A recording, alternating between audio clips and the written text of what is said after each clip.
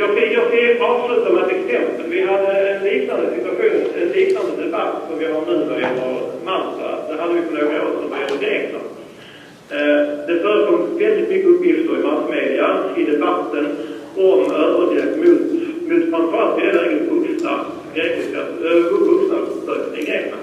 Det handlade också om män från Irak och Afghanistan som sökte asyl.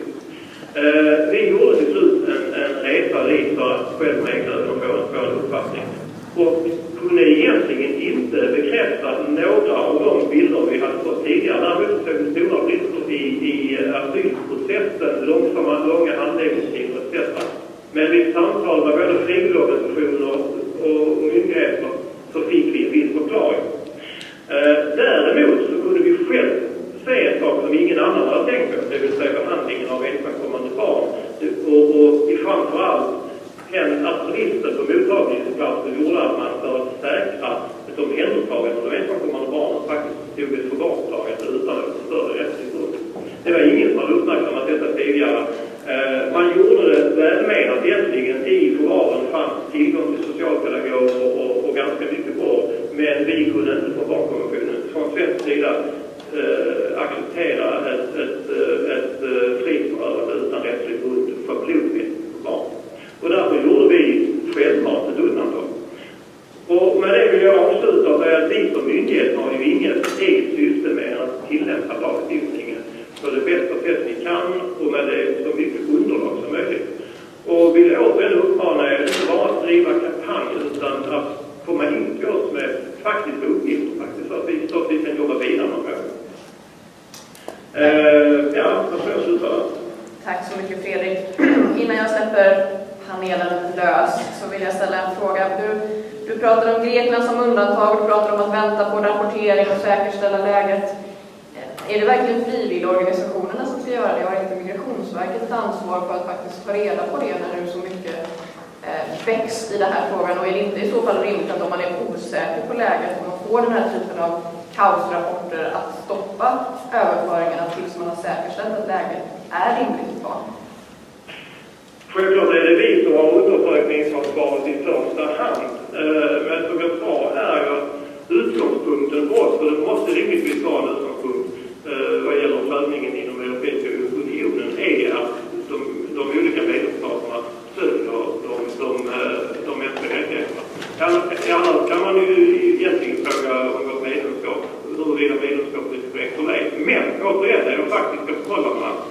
Och det är klart att om vi får in en rapportering som säger att någonting är i fara, så kommer vi att gå vidare i frågan. Och där har alla roll. Man kan inte friskriva sig. Och framförallt om man driver en kampanj i det här läget och vill någonting, så är det också väldigt viktigt att man producerar någonting. Och det väntar vi med spänning på. Det utesluter inte att vi själv kommer att ta reda på saker och göra en egen bedömning.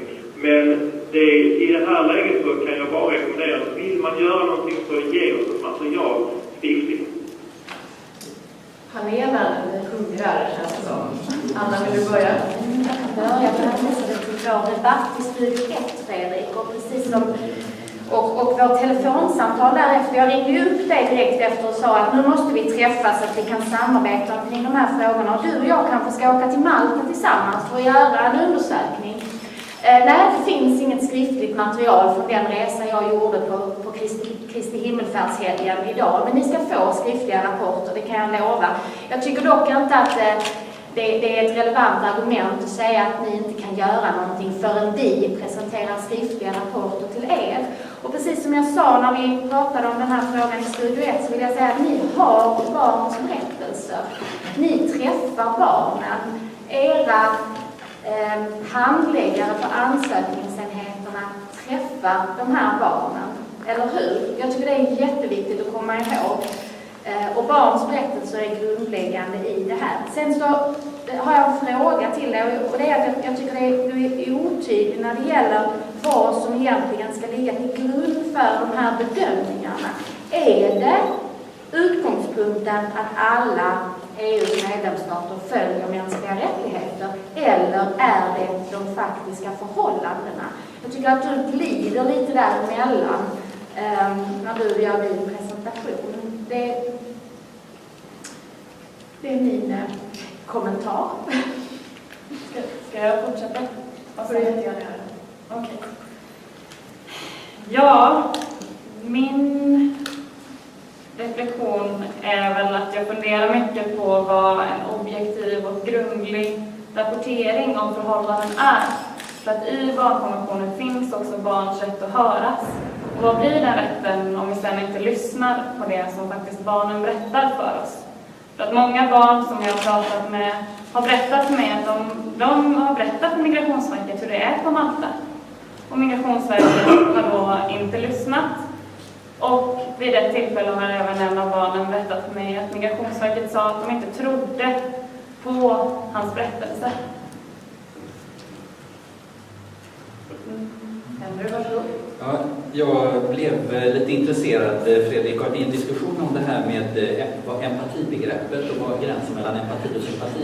Det är ju någonting som vi inom läkarkåren och inte minst inom barnläkarkåren diskuterar väldigt mycket egentligen. Därför att i vårt arbete måste vi också förhålla oss empatiskt men inte gå in i det du kallar för en sympati, alltså en nära känslomässig identifikation. Och det du inte berättade eller beskrev var vad ni i Migrationsverket lägger in i empatibegreppet. För oss som barnläkare så innebär det just att vi lyssnar till barnets berättelse och försöker bilda oss en uppfattning om barnets universum, barnets tillvaro, barnets värld och barnets uppfattning om sin situation. De erfarenheter de har med sig tidigare, lite av det jag berättade om vad som finns i förfluten tid, vad som händer just nu, vad det finns för svårigheter och för styrkor. Och det är en skillnad mot den identifikationen, det som du kallar för en sympati. Alltså att lyssna till barnets berättelse och försöka sätta sig in i barnets värld, eller världen som den ser ut ur barnets perspektiv.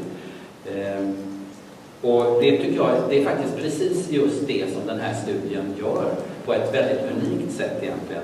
Och även den studie jag redovisade där vi har frågat barnen och använt barnen som experter och vägledare för oss att skaffa oss kunskap.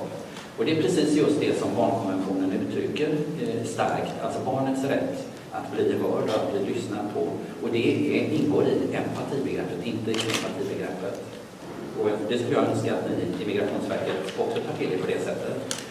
Jag skulle också, bara för att ge ytterligare en fallbeskrivning och en exemplifiering, vilja berätta om en flicka som jag träffade i förrgår och som just nu sysselsätter mig ganska mycket. Och det är en flicka som vi kan kalla för Nimo, som är 14 år gammal.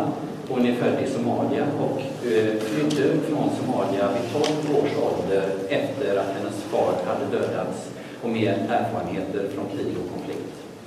Hon kom till Italien och efter 3 månader i ett ordnat boende av italienska myndigheter så skickas hon ut ur det vid 12 års ålder. Sedan dess har hon levt på gatan egentligen.